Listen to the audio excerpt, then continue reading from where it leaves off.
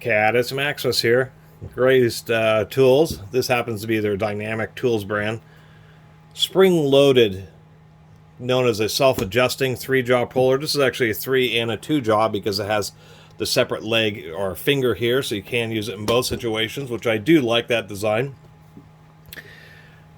I guess it's patented.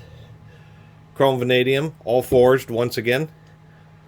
Pretty decent quality, but it is pretty expensive. This is a 5-ton puller. I think they have it inappropriately labeled as a 7-ton on their website when it's really a 5-ton, at least according to the box. It is made in Taiwan, but it is pretty nice quality. This is definitely a professional grade. It does have a removable, replaceable, they call it live center, but replaceable tip. And there are other versions of pullers which have some type of leg control on them. One of them is known as a posi lock, and those are pretty incredible pullers, but the problem is they're absolutely massive and they're non-convertible, meaning like with the posi lock ones, they actually have an entire frame that slides up and down that controls the legs.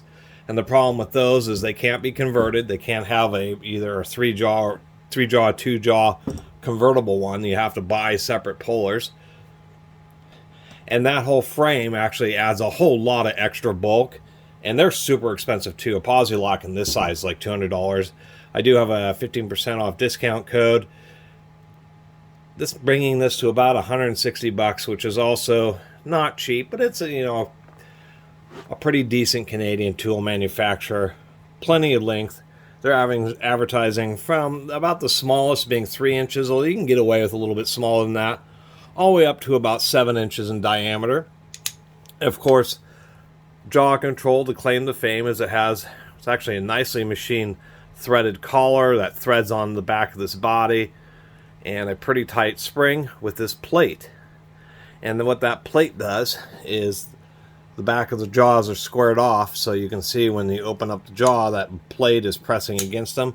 So one of the biggest frustrations with using 2-jaw and 3-jaw pullers is you got to get the puller on there, kind of get all the jaws onto the edge of whatever you're pulling, and then finagle it to where you can get all the jaws properly seated, get some tension on it before you're able to start pulling.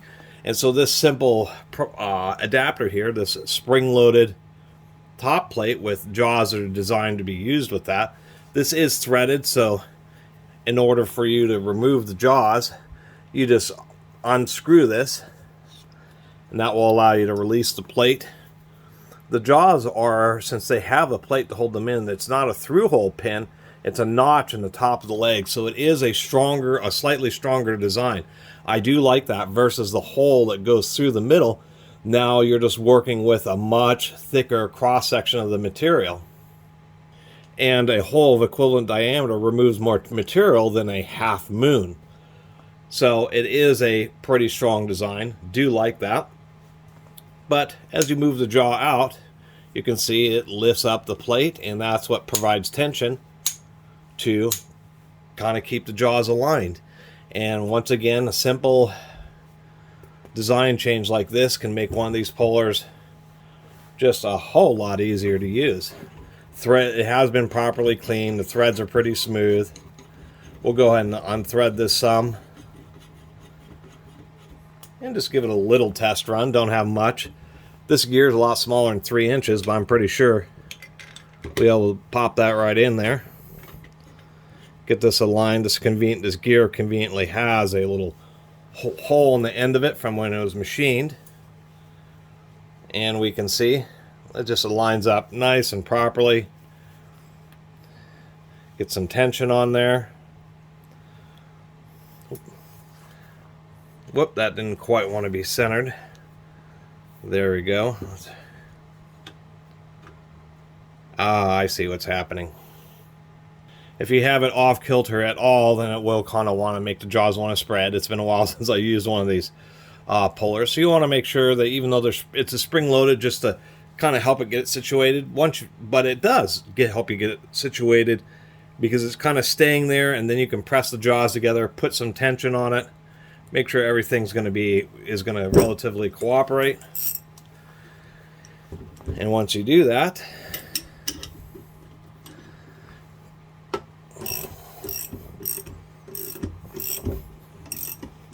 you can do your pressing action. The outer jaws are pulling on the object, but the center pin is actually pushing and pressing. And a puller like that can make a job like this, such as pressing apart these gears. This did have a Woodruff key, but that was, as we could tell, also press fit,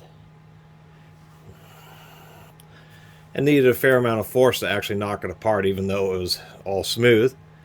And now I have this neat little object, this little helical cut gear. Anyway, not a lot else to say about the dynamic tools, besides, even though it's expensive, it is a pretty high quality puller for being a 5-ton rated. And I've certainly seen other brands that have this, but this was a promotional product, so I do appreciate Dynamic Tools, great subsidiary, sending this to me. And once again, seems to be a decent, pretty good build quality, and I just like the idea to showcase the spring-loaded back, which just makes using one of these kind of pullers just a whole lot easier. Anyway, really appreciate everybody who's been watching. See you next time.